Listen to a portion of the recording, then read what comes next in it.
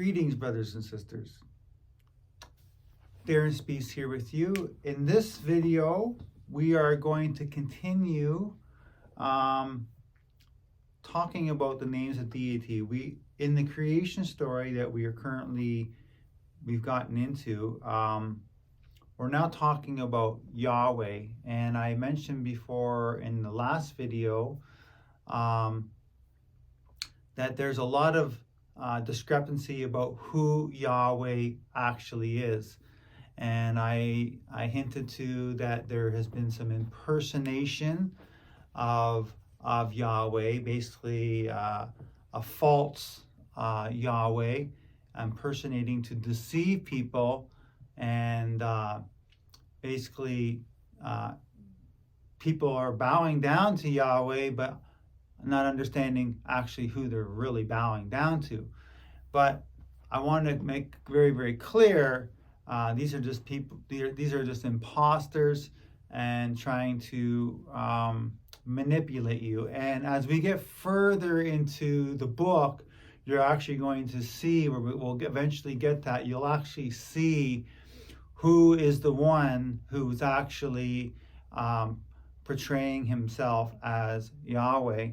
But without further ado, I'm going to, again, I'm back at the expanded footnotes at the back of the book. This is an amazing place to be because it clears up a lot of information and gets you to what's known as the Nazarene Essene meanings of the words, so you can have it, understand where we are coming from. And I think it's really, really important because they move in such a logical fashion, and the unfolding of creation, if you understand it properly in the context that we're presenting it here,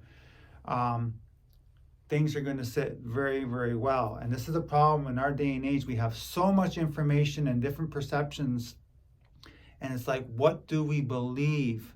And that's a major problem. And I'd like to try to eradicate that problem here. And this is being presented in a very simple, laid out fashion that you can finally, wow, this actually makes sense. So again, if you haven't seen those previous videos, I highly recommend you go back and watch them. They're not that long.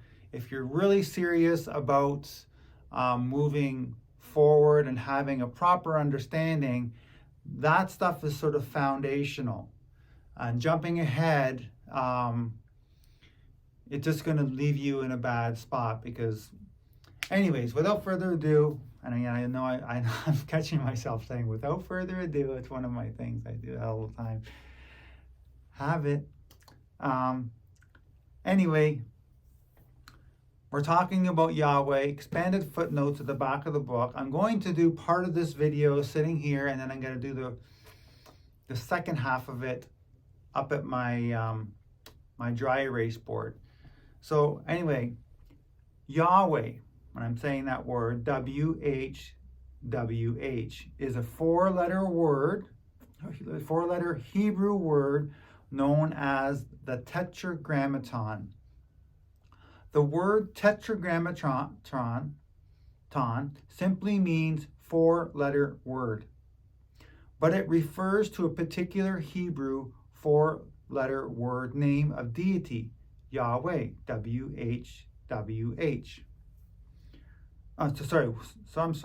YHWH. The Tetragrammaton consists of four Hebrew consonants. A consonant is a letter that is not a vowel. Any letter that is not a vowel is a consonant. That, when vowels are added, form the most revered Hebrew name for deity, Yahweh, spelled YAHWEH, pronounced Yahweh. Although you will usually see the Tetragrammaton rendered in English as Yahweh, YHWH, some translators render it with a V in place of the W as YHWH. If you are a student of esoteric texts, you have undoubtedly seen it rendered both ways. Perhaps you wondered why. The answer is simple. The Hebrew letter va makes a sound that is not exactly the same as any English letter, but closest to a cross between v and w. If you put your two center top teeth 2 inches below your bottom lip, your mouth will say va. So, va, va. I suck at that stuff. But you will notice that the V comes out as a sort of mix between V and W. That mix is the actual sound of the Hebrew letter V. And that is why some translations render it as the English W and others render it as V. Most translators choose W, and so do we. The letters of the Tetragrammaton are Yod, which means hey, pronounced hey, and Va, he. Whereas in English, we read a word from left to right. I'm going to read that again. The letters of the Tetragrammaton are Yod, hey, Va, hey. Whereas in English, we read a word from left to right. In Hebrew, we read from the right to left. So right there, my friends, I'm going to stop and I'm going to go up to my dry erase board and I'm going to continue this conversation because we're going to see what the Tetragrammaton looks like going from top to bottom. And we're going to look at that. Anyway, we'll see you there. Okay, welcome back, my friends. So we're going to continue here, and as you can see, I've drawn out the Tetragrammaton from top to bottom. Normally, it goes from right to left, but if we get an interesting view here, I'm going to continue. You tell me what you think that looks like to you. Obviously, it's not a perfect drawing of it, but anyway, it says here, an interesting thing happens when we stand the Tetragrammaton up vertically rather than let it lie horizontally. It takes on the appearance of the human being, as you see in figure 1. There's a drawing of it here. You have the human head. You have the human head up here. You have the shoulders and arms, waist, hips, and legs. While that in itself is interesting, the magic has just begun as we are about to reveal the Tetragrammaton Yahweh when placed vertical. As shown in figure 1, it reveals the greatest truths of creation, including the blueprint of creation. So just going over this here, I want to point out a few things. You see the tip here? This tip here, the very top up here, this is known as Kether. It also relates to the crown, which relates to our crown chakra. Kether relates to Yod, which basically relates to Yah, which is the spiritual I am. And if we've done our study on Yah, understand that Yah, the transcendental I am, is neither masculine nor feminine. So we are all crowned in Yah. That's what the crown chakra is. It's neither male nor female. It's that spiritual I am when you identify with that. And as you can see here, the Kether, the tip, is on each letter. It's there, here. That's the crown. This is Kether on all of them. So this first one we have here is the Father. It's known as the Father, Yod. Then this section here is known as the Mother, which is the H, Hey. YHWH, and she's also crowned with Kether, which is Yah, or the spiritual I am. Then we have the Son, which is this one underneath her.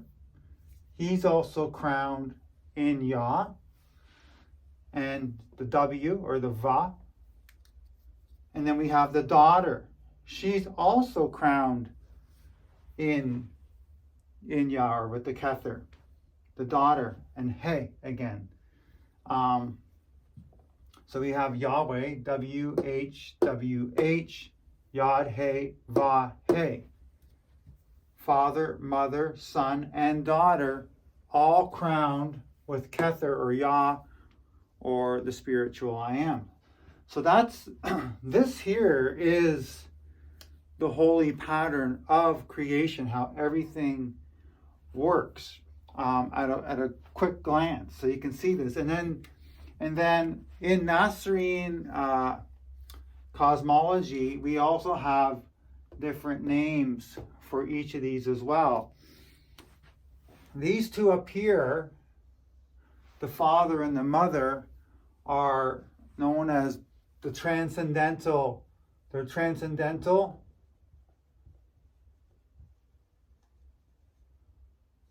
God. So this would be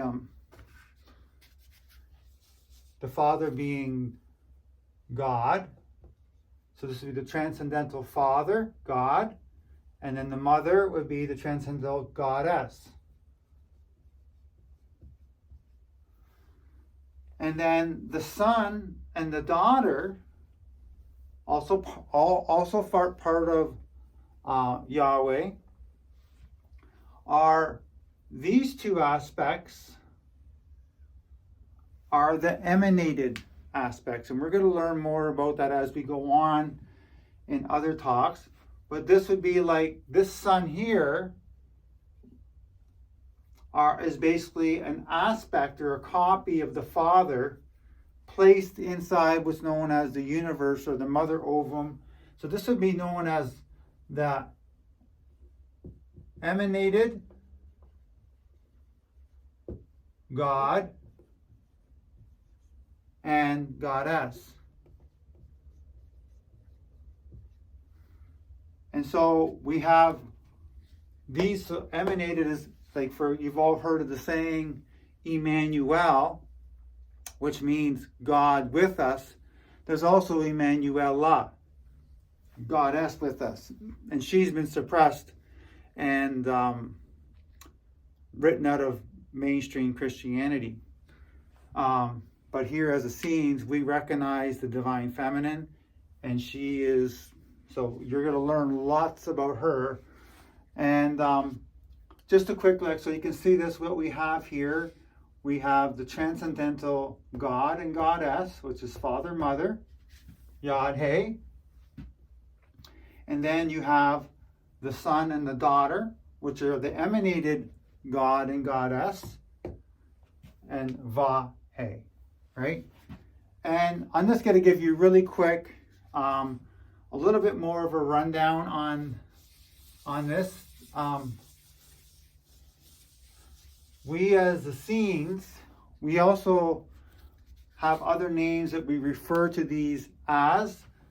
We refer to, and you're going to learn about this in more as the creation story unfolds. The Father is known as Jah, and the Mother is known as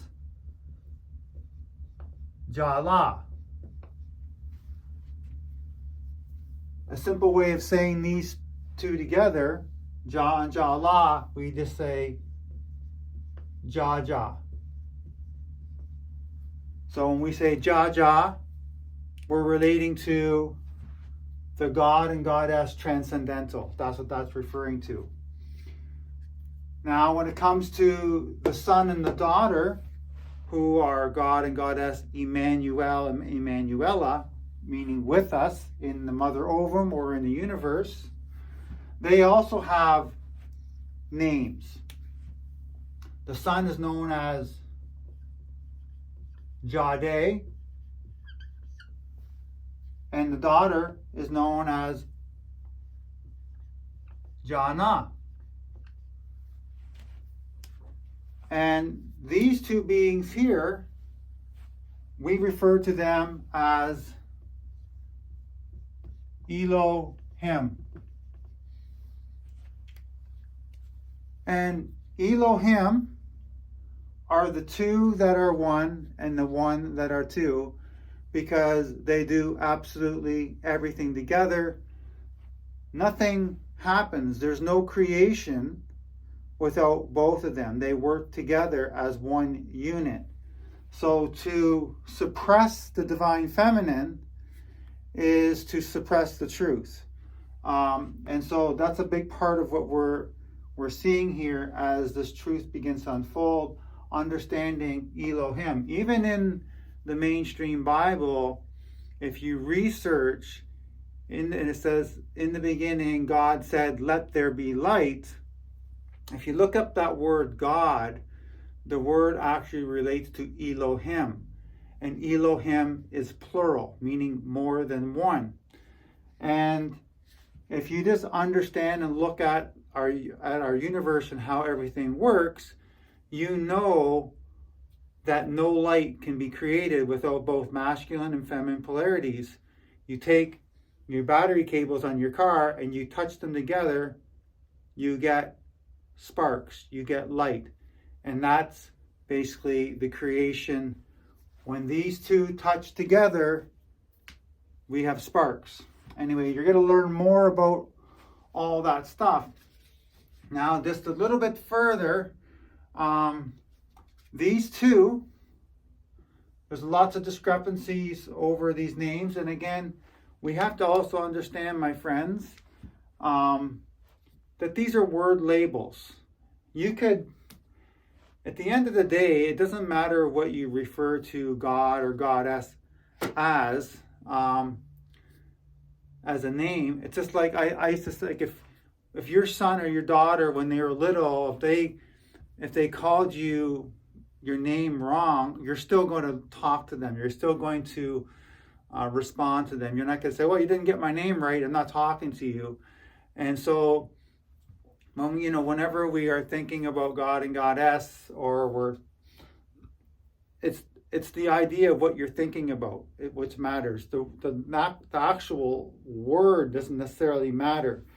But for us to communicate and express language, it's good for us to get on the same page, so we can refer, we know what we're talking about. But the problem in our world is that, some people will say, oh, this is evil, or that, this is the only way. And you get into all that. But it's learning how to see the lowest common denominator of things. So what I'm trying to get at here is that Elohim, Jade, and Jana, they actually incarnated on earth. And many people would refer to the Son as Jesus, right? But in Nazarene cosmology and the Essene teachings, we refer to the Son as Yahshua, which means, sorry, I gotta write that again. Yahshua. Shua means it's son of Yah. Son of Yah. That's where that comes from. And when we're looking at the word Jesus, what we're looking at in that is we have to realize that there's nothing wrong with using that word if you're comfortable with it, but that is a Greek translation, Jesus, relating to the Greek god Zeus, son of Zeus, Jesus. Here we're relating to Yah, the spiritual I am, son of Yah. Son of Yah is Shua Yah, son of Yah. So that's how we recognize the physical human incarnation of the Son on earth. Now the daughter,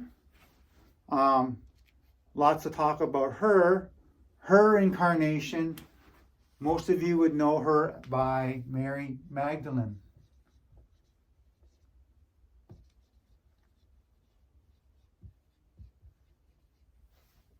And we refer to her as Miriam. So Yahshua and Miriam, they are eternal consorts. They are also known as Jade and Jana. They are the creator of the universe, and we're going to go into all that stuff. And they are also the creators of souls. So when they came into the universe at first, it was just a big empty space.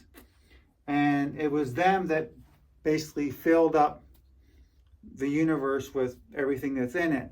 And they actually, you'll learn about all this a little bit later on, it is Yeshua, Miriam, or Jade and Jana, who also are the ones who pulled out of what's known as Ein Sof all being. So we've always, every single being has always existed as a potential. But it wasn't until Yeshua and Mary Magdalene, or Jade and Jana, also known as God and Goddess with us, pulled us out of what is known as Ein Sof and brought us into an actualized being. And then we are also now what we are patterns of Yeshua and Miriam. They are our holy pattern.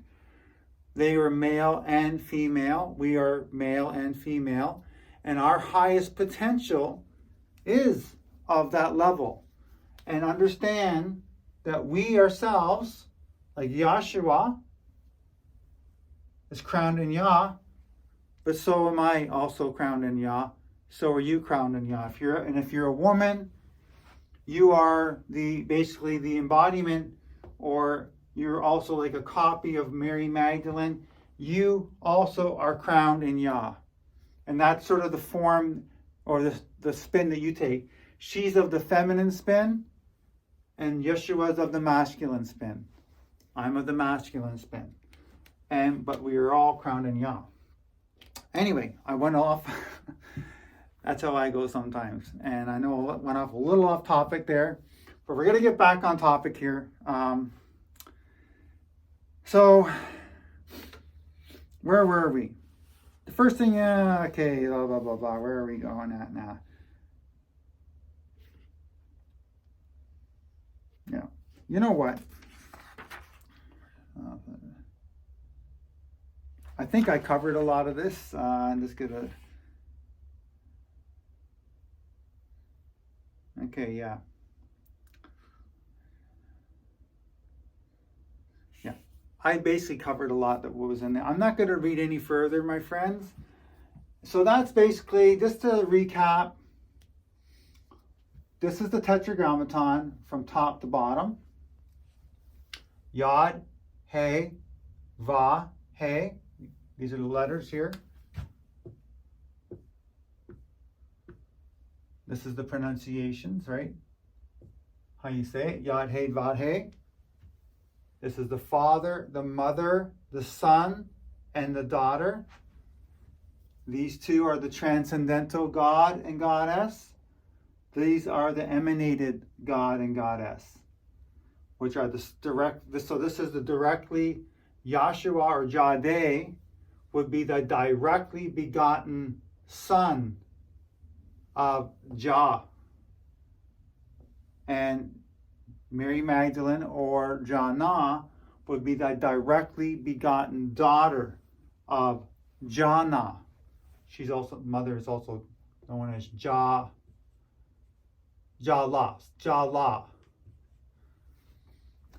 that's how that works. Anyways, my friends, that's what we have.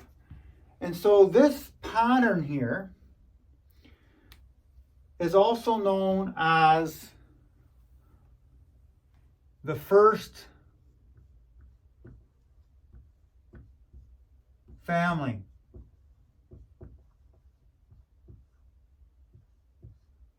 This is the first family of all of creation. And this is how it expanded out. And basically, when they say we're created in the image of God, we're created in this image. This is the image and the holy pattern of everything.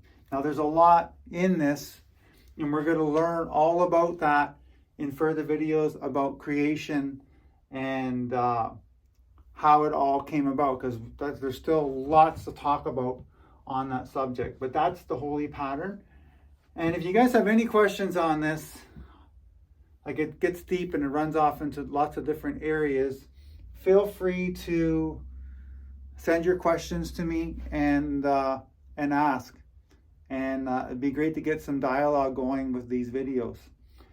Anyways, my friends, and I'm going to say too, if you don't know, probably the best place to do this dialogue, I think, would be on Facebook. There is a Facebook, so just look up, what is it?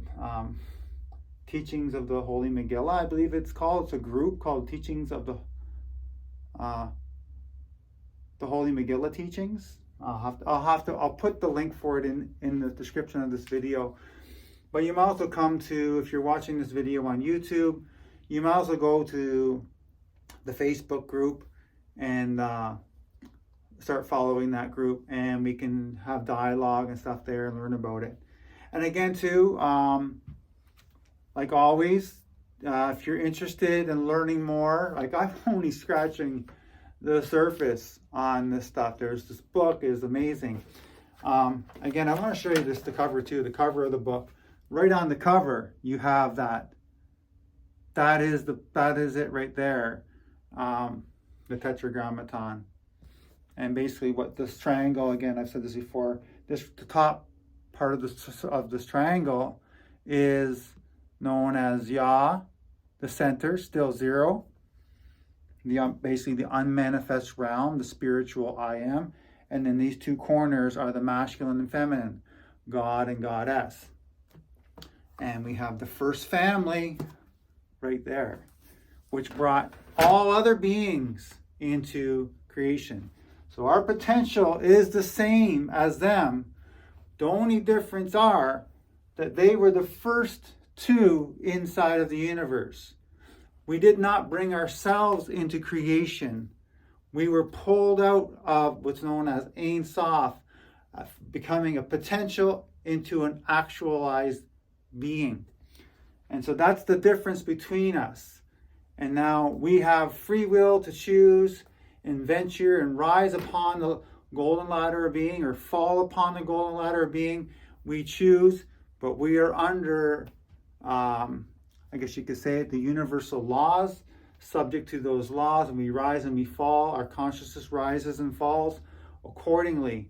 But our potential is to experience the highest levels of bliss, existence, consciousness, and bliss. And we're going to get into that in my next talk. Anyway, my friends, God bless, and we'll talk to you soon. Bye-bye.